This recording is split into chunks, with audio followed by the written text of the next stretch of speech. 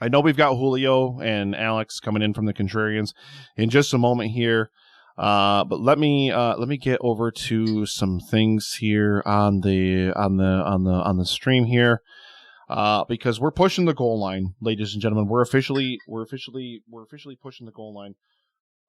And I was just grabbing all three, Gerald. I was just doing. Here comes the money. Here we go. Another $100 donations from Hook My over in the chat. Give me spicy jerky. We've got shots to do. We've got spicy jerky to do. We've got so much different stuff to do here, ladies and gentlemen. And we've got Julio from the Contrarians coming in here. And we've got Alex from the Contrarians coming in here. But I'm going to, first of all, we need to draw the prize here. The soap. Guys, the soap. This Crate 61 vegan, hand-cut, organic soaps. Everybody that has donated since, 2 o'clock? 2 o'clock, I think 2 hours is what I did for this. Yep, 2 o'clock.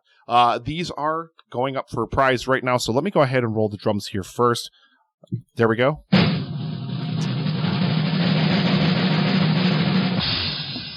The winner, ladies and gentlemen, Lynn Esquivel, Justin's own mother-in-law. She lives a mile down the street from me. So, Lynn, congratulations. You have won these vegan, organic, handcrafted soaps. She'll love them, dude. She'll absolutely love those. And I will definitely give her the women's set, which means, Alan, you're getting the men's set, even though you didn't pick one earlier. All right. So, okay. There we go. Thank you, everyone who donated during... Holy... Justin, we're at fucking $10,400, dude. So I have some behind-the-scenes information here. My mother-in-law wanted to wait until we were exactly $200 away from the $10,000. She went in to go enter the information to put in the donation, and we had already surpassed $10,000. That just goes to show the amount of amazing support you guys have put into this event. And Nick, for all of your effort, I literally started to have a tear drop from my eye when I was sitting here watching. You know, knowing she was going to put in the last 200 we needed to hit our initial goal. And it was such an amazing feeling. And watching it on air actually happen and your reaction to it, there's nothing better than that, man. I'm so humbled and so appreciative of every single person that put any amount of effort or time or support into this event. So we are resetting the goal, ladies and gentlemen. We are pushing the goal line further. You notice, where'd that donation tracker go, ladies and gentlemen? There it is, ladies and gentlemen. We are pushing to $12,000 for a future immune to cancer. We've got so much more amazing content coming up here. Gerald, can you please stick this over there for me? Are you still in the green room with Julio? Are you still in the green room with Julio? Yeah, Tell him to get the fuck out of there. God damn it, Julio. It's safe. Did you just tell him it's safe here? It's safe here. Oh, ladies and gentlemen. So first of all, ladies and gentlemen, we are joined by Drew Hallam of the Real Feels podcast. We are also, I don't know if Paul Chomo is still out there and he hears us, but if Paul Chomo is out there and he wants to do more Skol, vodka, please head over here and we are happy to help you. And believe gentlemen in the house here, my boys here, Dan and Caleb, fuck. Guys, my brain is fucking broken. Fuck y'all. Dan and Gerald. You don't even have to explain. You don't have So to many explain. people. Dan and Gerald, in the house here, we owe everybody some jerky, ladies and gentlemen. So, I mean, it's time to play the greatest sound drop and scene transition of all time. There it is. My God. That's the hottest jerky from Carnivore Candy. Yeah, Julio, I know you're excited to see that. Don't even pretend like you're not. I already know you're super excited. Don't even pretend like you're not. I just want to hear the crunch. So, ladies and gentlemen, we are thrilled. We are absolutely thrilled to be joined by, you know what? I will say it plain and simple. One of my favorite people in the entire world, Julio from the Contrarians, and Alex from the Contrarians. Your oh my guys. Here we go. Here comes the money. Just breathe, dude. $100 donation from Alan from those nerds over there. We just wrapped up the game Tabletop Simulator with him. Thank you. I'm fucking blown away. Yeah. I'm fucking blown away by this, dude. I like Seriously, I can't even imagine it. Alex, I don't get to talk to, unfortunately, very much. I get to talk to Julio way more.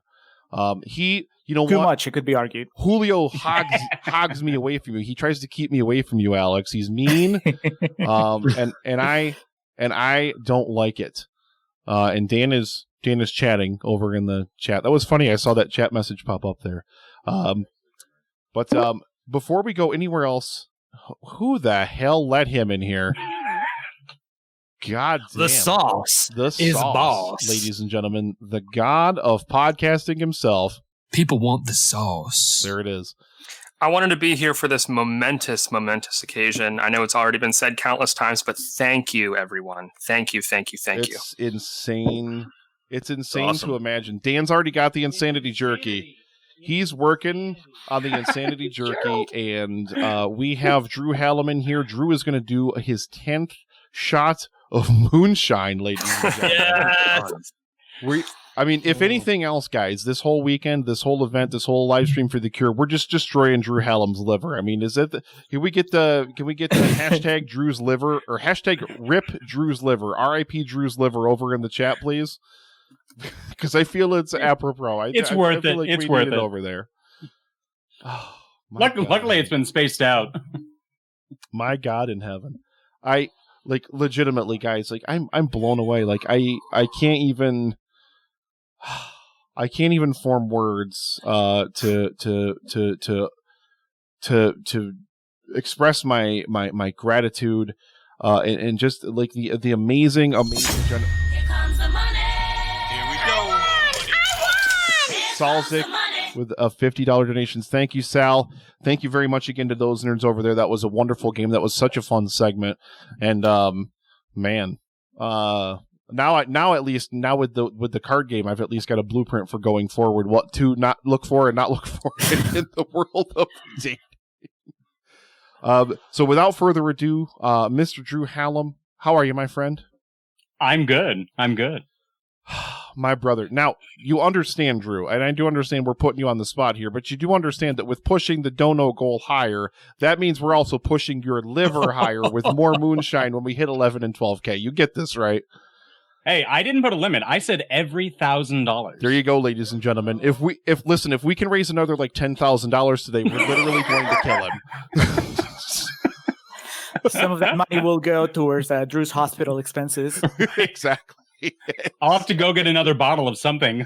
Oh, my Lord. So without further ado, Drew, if you are ready, my friend, I'm going to roll the drums here for you. And it's a $10,000, so we're just going to go straight from the bottle. Ooh, baby. Hell Here we yeah. go. Drum roll it. What a fucking champion. Jesus God, I love this man. Cheers, buddy. Cheers. Thank you so much, Drew. Thank you so much, Drew Helm. And yep, the chat is all over it. Hashtag RIP Drew's liver.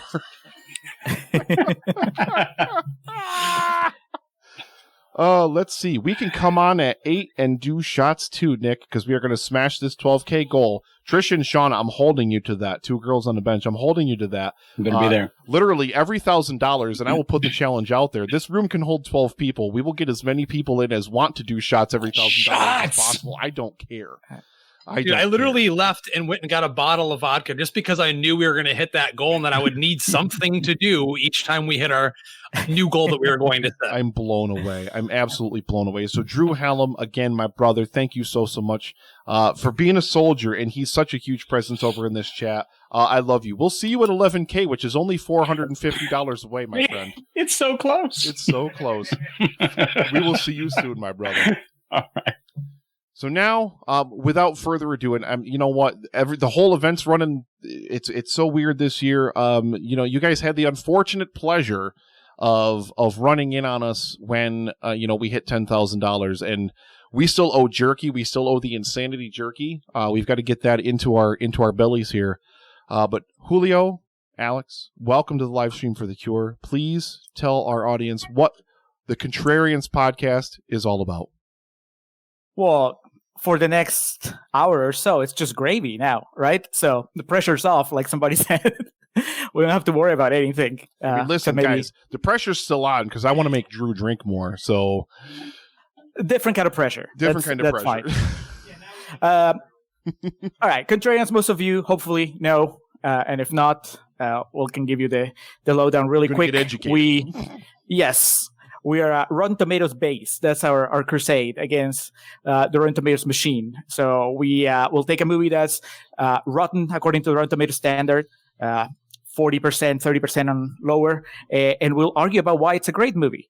Or conversely, we'll grab a movie that's fresh, 90% or over, and we'll argue about why it's not a fresh movie. It's actually a terrible movie. We'll do that for the first half of the show. Second half of the show, we tell you how we really feel. That's what we call real talk. First half of Contrarians Corner.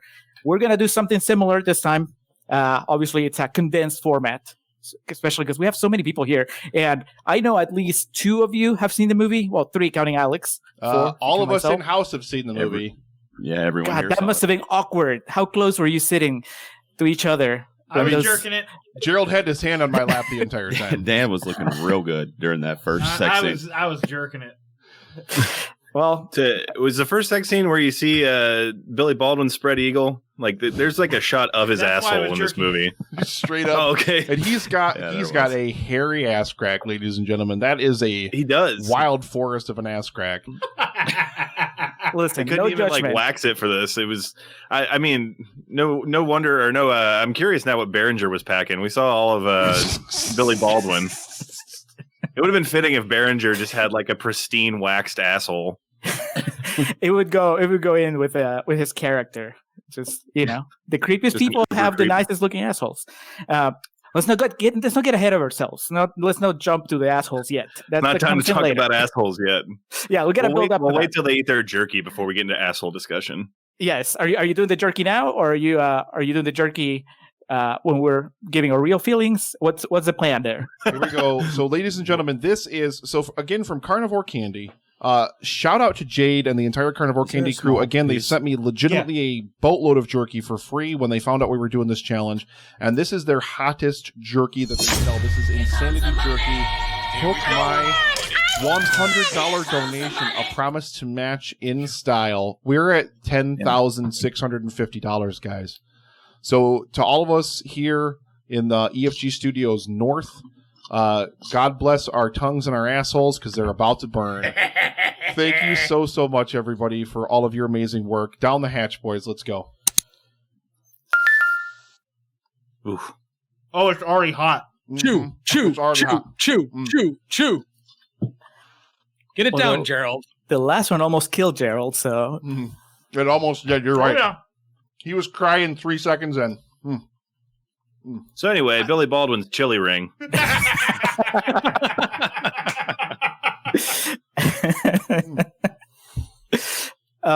So Alex and I had planned this sort of like tiered goal thing, but I mean, we're already like 250 donations in $250 awesome. in donations. Yeah, so I guess we can forego that. Actually, let's just start counting from here. We're talking about doing special bonus episodes I depending on hear Dan whether we hiccuping. hit certain things. Oh, yeah. Are you guys okay? Are you- I feel are you gonna make it, Dan? I'm dying. Oh, yeah, I'm fine. You're fine? Oh, yeah. This is great. One of you looks like it's sweating a lot. Dan's got his game face on. I am crying, though. It's hot. Dude, it looks like around your eyes it's starting to get red. I can actually see it. It hurts.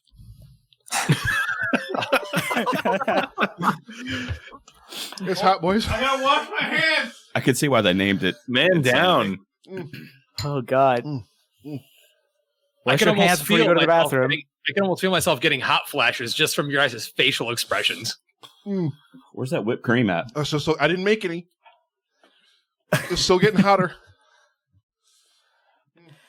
Julio, All right. this is gonna be So Nick, we don't want you to talking die about right Sliver? Yes. Talking about Sliver is going to be very difficult. I feel it's appropriate to talk about yes. how hot and steamy the sex is in Sliver, with me sweating this profusely. I mean, you're great. sweating more than Billy Baldwin in that movie. So, So let's keep it going. all right, They, all right. Well, I was about to say, let's keep the money going. They pushed the goals to 12,000, and Julio came up with the idea for our segment here about donations and whatnot. Julio, run down the Okay, so the for all you proposed current listeners, idea from your crazy Peruvian mind. Future listeners, just to keep with the theme of Sliver and 90s sexy stuff. So we have 4 tiers, and honestly, the way you guys are donating, we'll probably hit all 4. But if not, that's fine.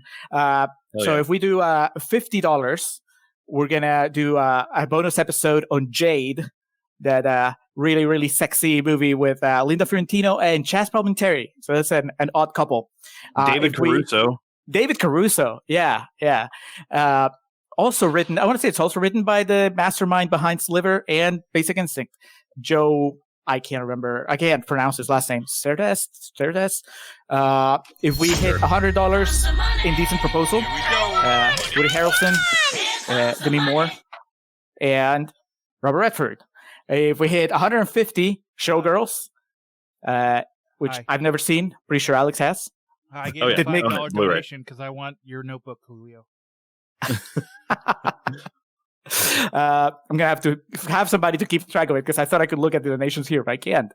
And then finally, if we hit $200, we are gonna do Crash, which I want to say, is it 90s, Alex, or is it 2000s? Crash, the sexy 90s one, not the racially charged one, but the sexy one. I was about to say we should have prefaced that, not the sexy, racially insensitive to the subject here. So yes, James Spader. Not Matt Dillon. All right, okay, that out of the way. Let's get into Contrarians Corner for Sliver. Did you already give the rundown on the Blu-ray that we're giving away? Oh, Dan distracted me. Also, every $5 that you donate, you get a raffle ticket. This is much like what Gerald did yesterday. Every $5 gets you a raffle ticket, and the raffle ticket means that you can win a Blu-ray of Sliver, the movie we're talking about today, and also my Contrarians notebook, full of Contrarians notes. I wish I could say that it's the entirety of a run, but no, it's from our Glow episode all the way to our Sliver episode. And also, the very last page is a list of people that were invited to my wedding reception, but we'll take that off. You're going to say a list of people you wanted to kill. I was going to be like, so Sliver, yeah, you just want to get into it? The erotic thriller? Yes. Tell us what it's about for the few people that haven't seen it. So May 21st, 1993, we were a new country with Bill Clinton taking office, and another Bill came into our lives in the form of Billy Baldwin here. I don't know.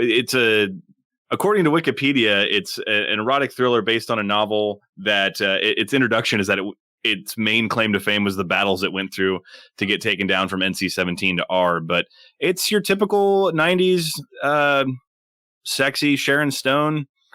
I disagree already, but okay. Misunderstood, I think, romantic comedy in many ways. Yeah, I think one of the things that I appreciate about Sliver and Sharon Stone in particular is that she's so much more vulnerable in this movie. I think that generally we see her as a sort of femme fatale or just somebody, the kind of woman that's very intimidating because she's just so forward and she's so sexually forward. But in this movie, she plays the opposite. She's actually kind of shy. She seems to have she seems to be very self-conscious about her body. She doesn't know how to handle these two guys that are going after her. So she that likes alone, Pearl Jam. She likes Pearl Jam. She has really lame friends. So that alone like sets it apart from your standard, I think, Sharon Stone sexy thriller. But that's not all. I mean, this is just there's a murder, there's a mystery, there's voyeurism. There's Academy Award winner Martin Landau. Yes, just adding some class to the proceedings. Yeah, and there's basically a love triangle. It's like Sharon Stone, Tom Berenger, and William Baldwin. I would like to call him the relatable Baldwin. Would it be a stretch to call this the sexy Truman Show? Yes. I think that basically I thought Billy this Baldwin, was a sexy Rear Window, to be honest. I got Rear Window vibes too from the telescope that just showed up in her apartment, but all those shots of Billy Baldwin, I thought he was in the moon like Ed Harris there for a while, but I guess it's not really the Truman Show. Yeah, he's not just watching one person. I guess it's the entire complex. It's like a fucking game of Clue that he's watching. Well, I mean, Rear Window it's, I guess you could say, plants the seed, and then this one takes it to the next level. We'll get into the voyeurism themes, but yeah, I think that there's basically two very separate like plot lines that drive this. One is the fact that Billy Baldwin owns the building where this is all happening, and he has surveillance cameras on everybody. He watches everything. He is God, and then there is a murder. There's been more than one murder actually in this building, and Sharon Stone finds herself caught up in the middle of this. And the movie kind of plays with your expectations and tries to get you to wonder: is it Tom Berger that killed the people that died, or is it William Baldwin, or is it just someone else? There's like a creepy janitor that shows up at some point. So let's see. Question for you guys have watched the movie, and if anybody watched the movie in the chat, like, I'm curious. How did you guys feel about the murder investigation? Like, were you team Baldwin, team Berenger, team Stone? I was team. I wanted Eric Roberts instead of Tom Berenger. We did think it was Eric Roberts for a hot minute when we first saw Tom Berenger in this movie. And then I was really disappointed it wasn't Eric Roberts and just complained the whole time. Eric Roberts has The Dark Knight. I don't think he needs any more modern classics in his filmography. You gotta let Berenger have some. I honestly, okay, slightly dipping into real talk. I don't know Tom Berenger from anything else. Maybe Inception. Dude.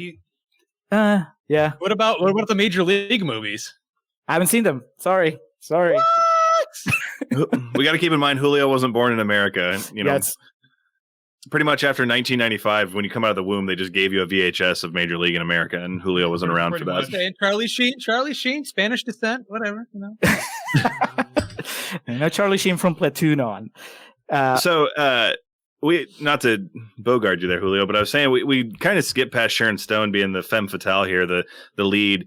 One of the things Julio and I were talking about beforehand was, she definitely found this niche as the sexy lead. I mean, she made a couple of artsy fartsy movies like that. I think it's called Casino. She had that, but it's been a while for me. King Solomon's Mines. What for anyone in the chat and everyone else in the room right now? What would you declare as peak Sharon Stone? Besides King Solomon's Mines, obviously, because we already know that's the number one. Catwoman. I totally forgot she was in that. Yeah, she plays the villain in that one. Yeah, she has indestructible skin, I think, or doesn't she apply some sort of cream Something stupid? I agree with you. I agree with you, Steve. From everything I learned from movies, Total Recall, Sharon Stone. Man, fit girls do it for me. I'm sorry. But she's great in Total Recall, and thank God she got that role, because otherwise her career would have gone down the shitter after King Solomon's Mines. Well, I mean, speaking of fitness, it seems there's a gym date here in this movie. William Baldwin plays his cards right and gets to take out Sharon Stone to a date and takes her to the gym. Promises there's not going to be any mirrors, and then he's stretching so aggressively and like grunting while he does these workouts. He's just, and his piercing eyes, like he is a caricature of himself in this movie, and it makes the movie so much better because of it. Like his piercing eyes and his eyebrow acting. I mean, I think he just watched a bunch of Michael Keaton movies on mute to get ready for this with his eyes and just, the very emotive face. But it's like I told you when we were texting as you were watching the movie, I was like, if you are Billy Baldwin, you already have Alec Baldwin in front of you and Stephen Baldwin behind you. So it's like you have the two extremes already covered. Behind you. But you can't be the crazy one and you can't be the alpha one. So you just have to be just the kind of like the approachable one. And that's why you cast, if you grab this movie and you cast Alec Baldwin instead of Billy Baldwin, it's a completely different movie. Cast Stephen Baldwin instead of Billy Baldwin, completely different movie. So that's good casting. You grab the one Baldwin that you can kind of empathize with. As I'm watching this movie, I am wondering if he's the creeper, but I'm also kind of hoping he isn't. And I'm somewhat rooting for him, even though I know he's bad for Sharon Stone in a completely different way. I'm 100% rooting for him because I got to see a shot of his ass atop of Sharon Stone. So I'm 100% team Billy Baldwin in this movie. Well, you got that, and then like where he enters frame like fucking Thanos, and you just see his hairy ass coming in, and then he like assaults Sharon Stone, but she's into it. So, this is was that the Oscar clip they used? His ass coming into frame. William Baldwin for him. Yes. Sliver. Yeah. For Sharon Stone, it would be the single tear orgasm. Thank you so much to Gerald's wife. $50. $50 for the milk, she says. For the milk. Because she's looking at his face after that jerky right now. We do need more milk. For the whipped cream. She really wants the Sliver Blu-ray. Oh, well, gotta spice up that sex life. So the single tear orgasm, I guess, let's talk a little bit about the sex scenes in this movie, because they're, I like that there's build-up, right? There's the first thing that we see, the first steamy moment is kind of like, 5-10 minutes into the movie when Sharon Stone just gets in the bathtub, and there's just like a solid 5 minutes of Sharon Stone just masturbating in the bathtub while Billy Baldwin watches from many angles in his cameras and everything. So that's good directing work. It's not any Lars von Trier bullshit where we focus on labias and flip flaps. It's artsy shots of her foot, and then her head up against the back of the bathtub. Camera's tracking up her leg, man. Yes, very tasteful. It's all build up. It's all build up. It's also you're just so removed because you have your TV screen separating you from it, but also you have Billy Baldwin's TV screen separating you from it. Yes. So, but then when finally Billy Baldwin and Sharon Stone get into it, go on their date at the gym, and then come back and have a couple of beers at his place, then they have sex, and it's not. Then it's Julio. I'm sorry. I know we're talking about sex here, but this did lead into when they go back to his apartment. So I implore everyone listening to watch this movie for no other reason if not that in 1993, William Baldwin, who owned this entire apartment building, was a video game designer that walked around with T-shirts tucked into his slacks. Because if there's one thing we've learned that a video game designer looks like, it's fucking Billy Baldwin in 1993. Okay, he does say at some point that he inherited a lot of money from his father. That is true. You don't even my biggest regret of this movie, or if there was one thing I would complain about, is we don't get a shot of Billy Baldwin coding and just being like, no, we need the 10-point power sword here. He should have been designing the game that Josh Baskins plays in Big. That should have been the way they tie it all around together. You know what? Honestly, I've forgotten that he was a video game designer, and I just thought that he was a hacker, because there's a point in the movie where Sharon Stone is at work, and suddenly her work computer, she has nothing to do with video games. She's a book publisher. She's a book editor. The MS Paint document to her computer. This was made back in that magical era of the late 80s and 90s of computer movies, where legitimately all you had to be able to do was click a mouse and you were a computer hacker in a movie. It's true. Right. Yeah. And then, I think it was 4 years that Sandy Bullock changed the game forever with the net. And then we learned what real hackers are all about. That's when things got realistic. But this is before we even knew how information traveled from one computer to the other. But yeah, so let's focus. Basically, the centerpiece sex scene is okay.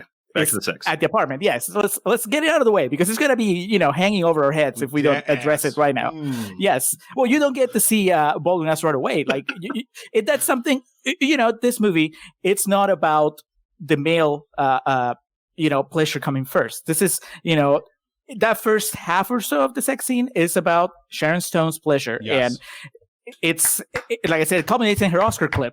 When she has the orgasm and she drops a single tear, like the Denzel in Glory single tear, like the Oscar single tear. Denzel in Glory single tear. So that's and then once that's that, and it's Sharon Stone has been satisfied, then we get the Baldwin ass shot as he and then they're not done. That's not even they have a brief conversation and then. I'm sorry.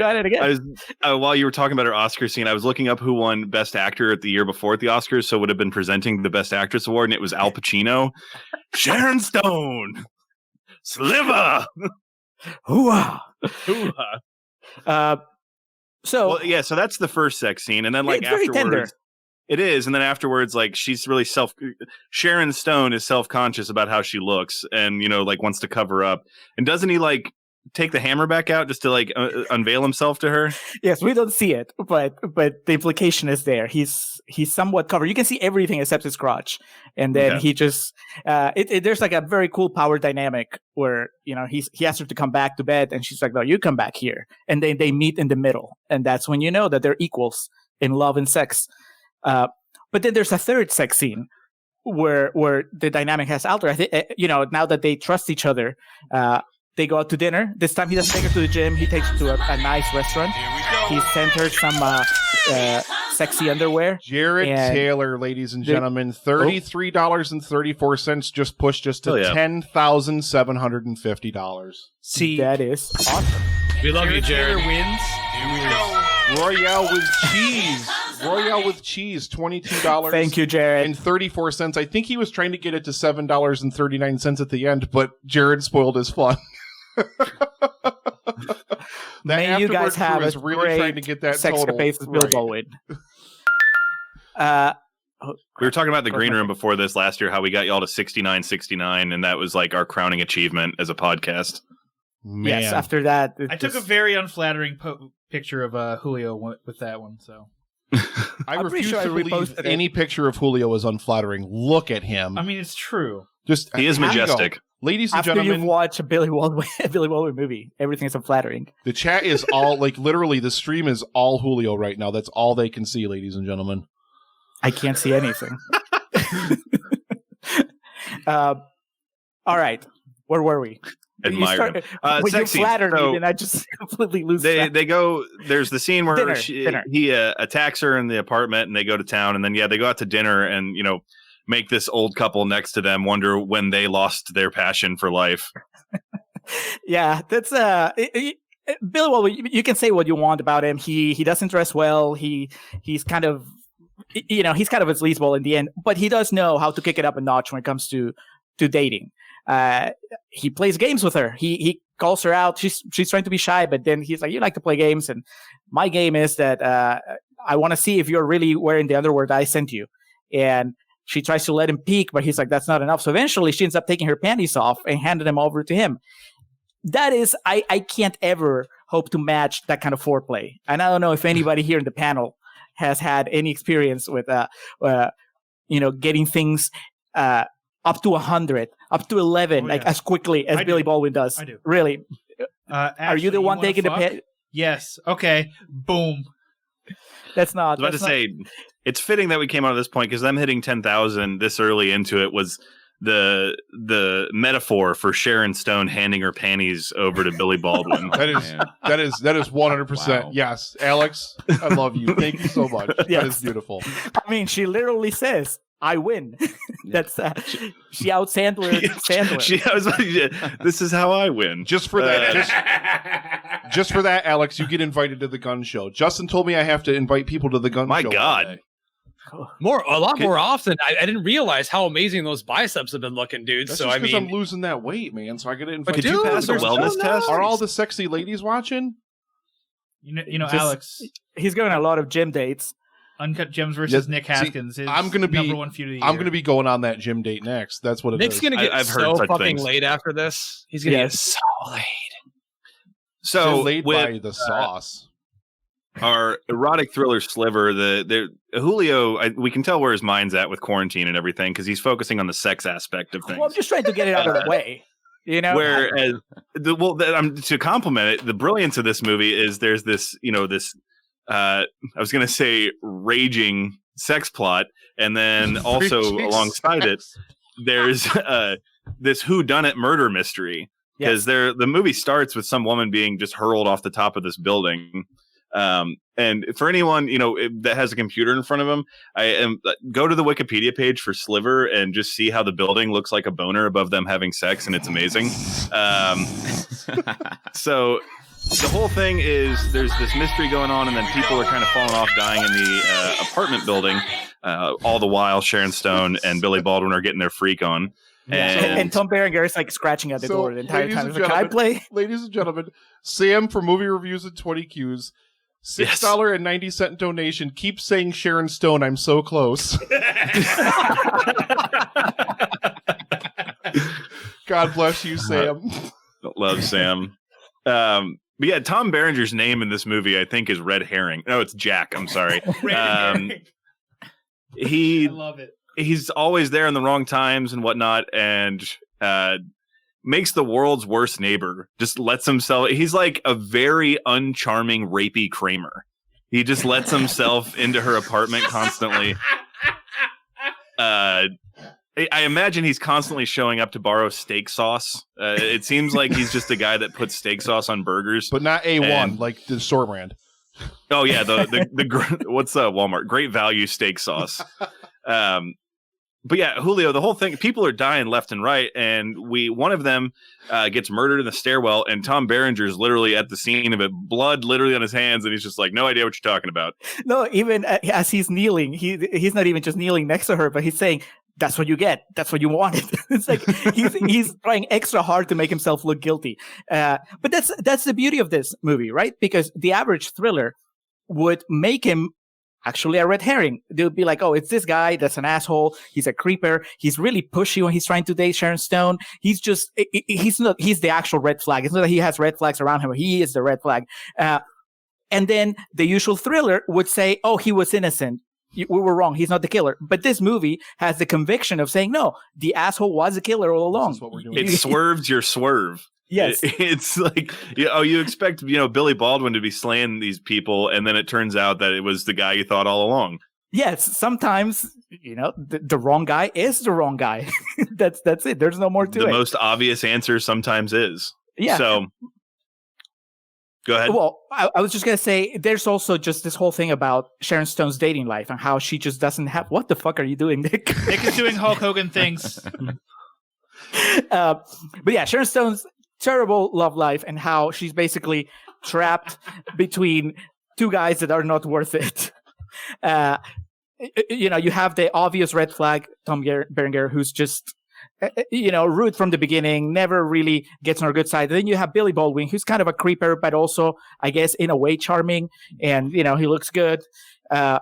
But neither of them are right for her. And really, the journey that she takes in this movie is getting to the point where she realizes, neither of these guys are worth it. They're both dangerous in their own way.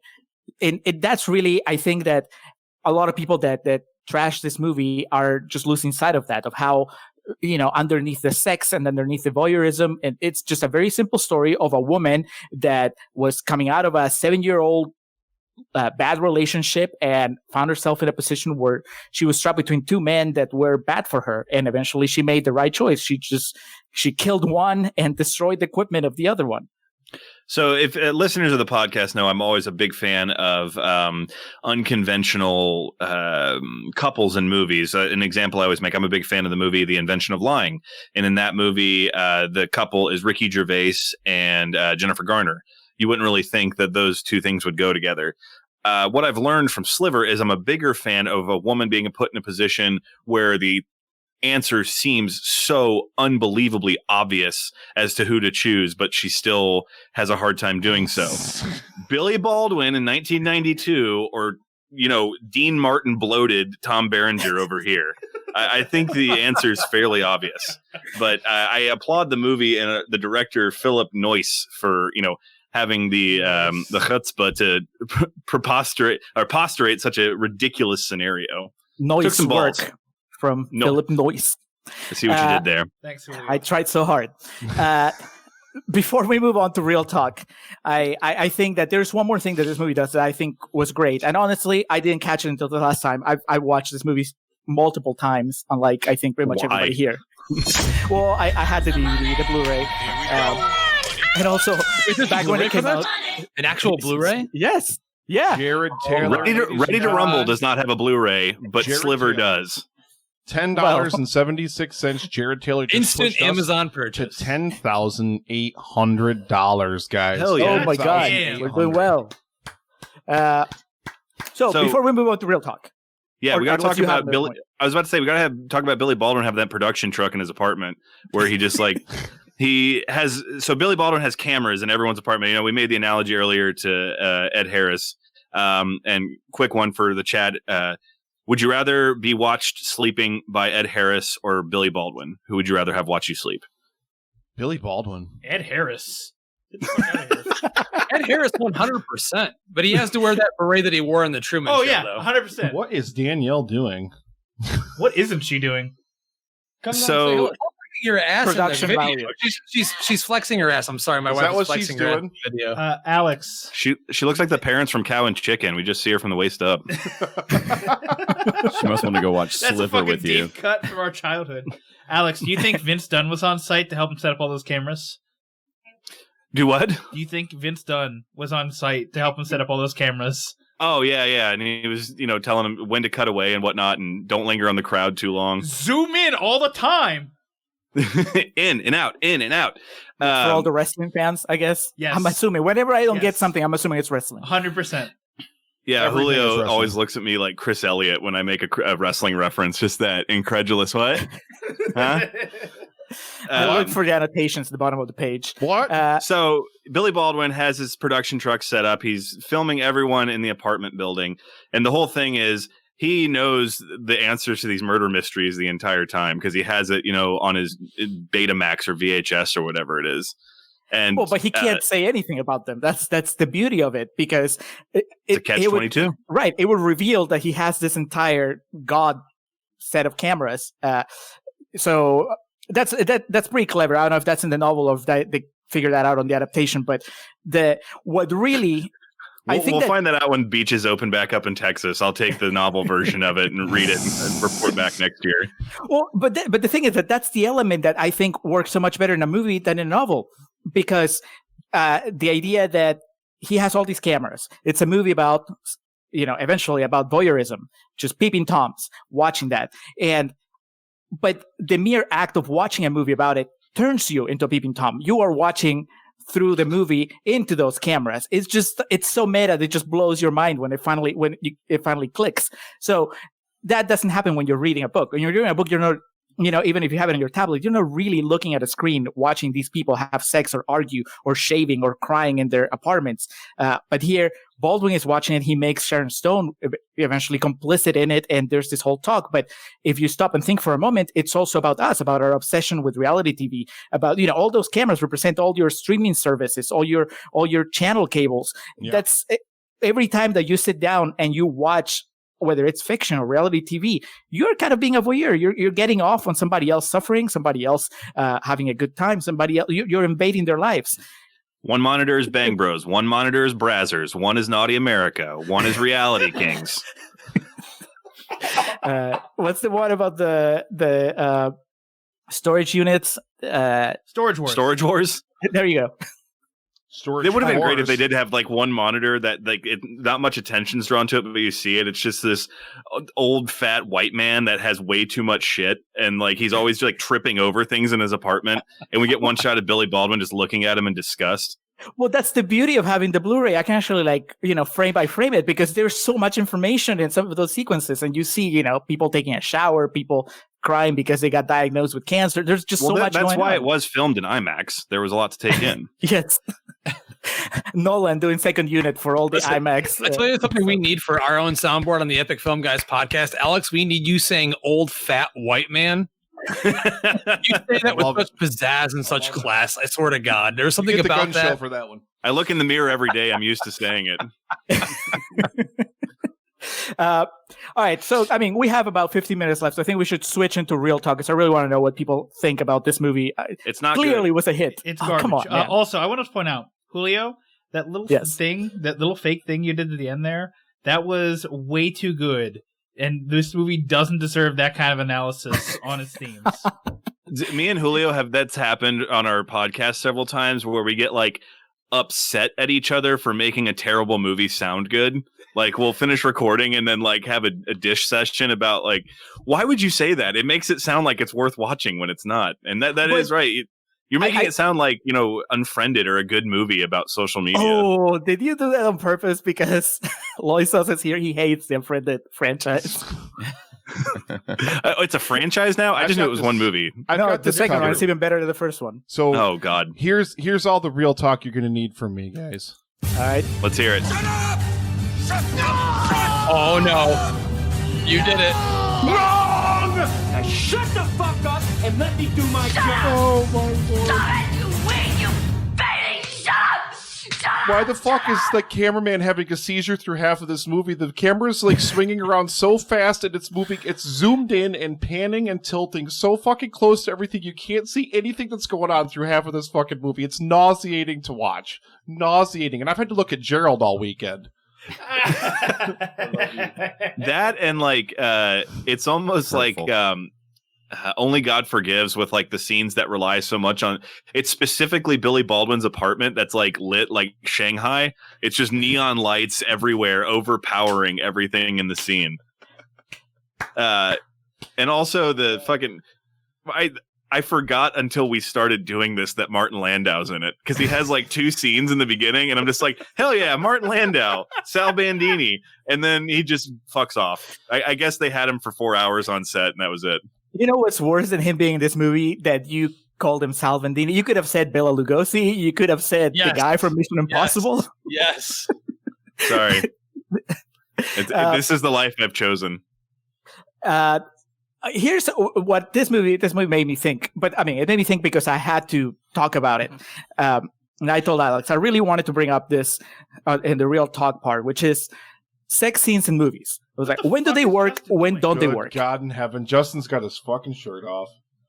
It was timed perfectly, too. That works.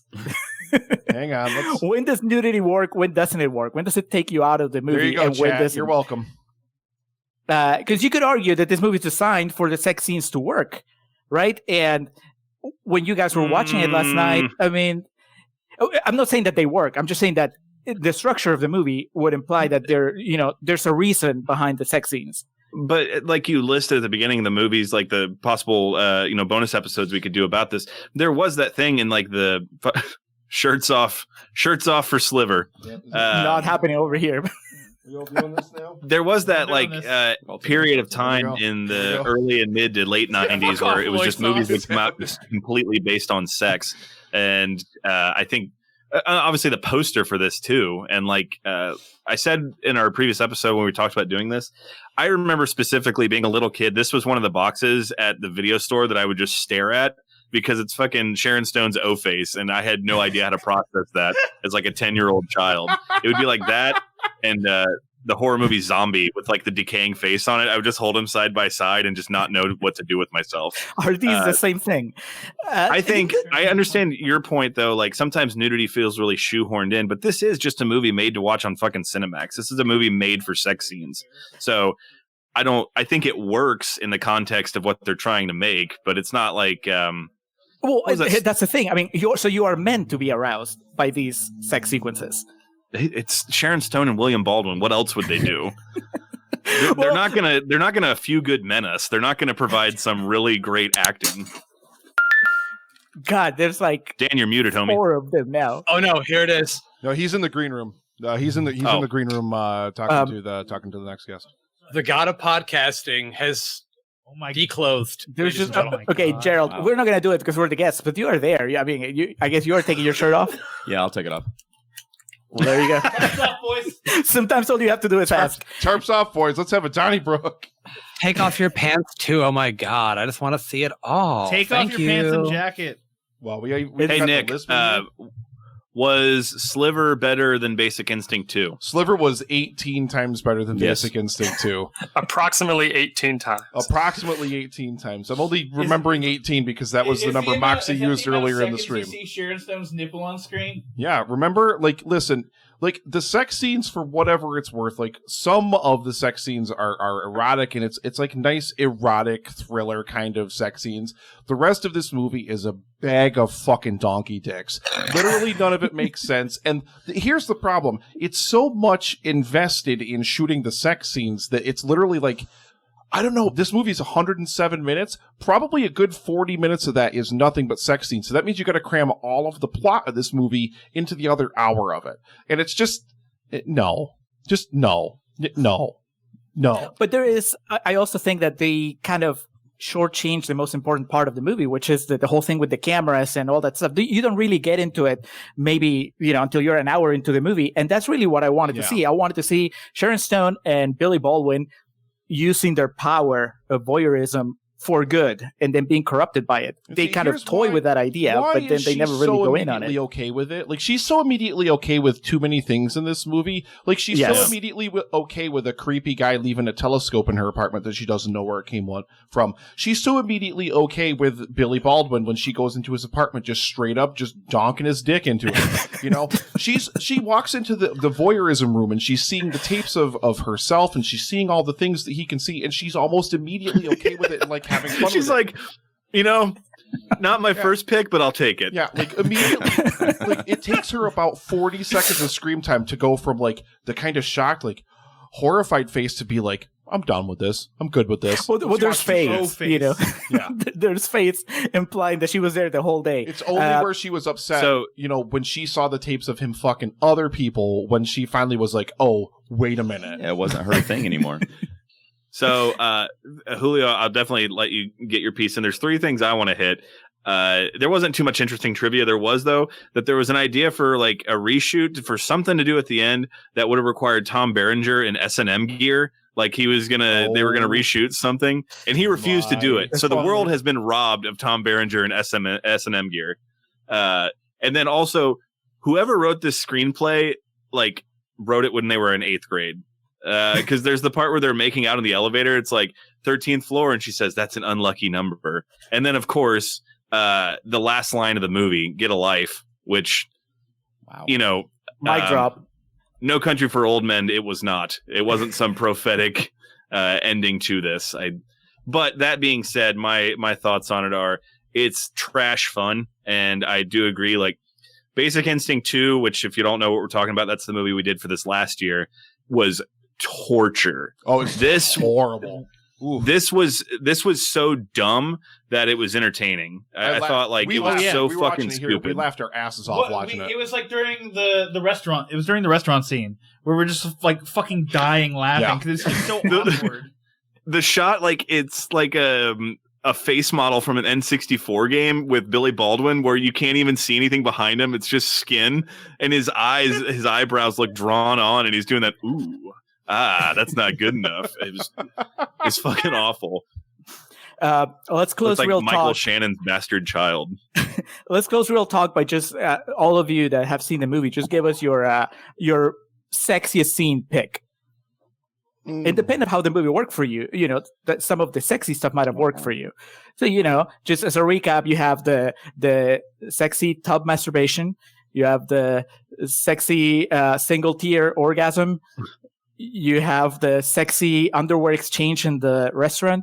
You have the sexy surprise from behind in the apartment. The old Texas switch. Yeah.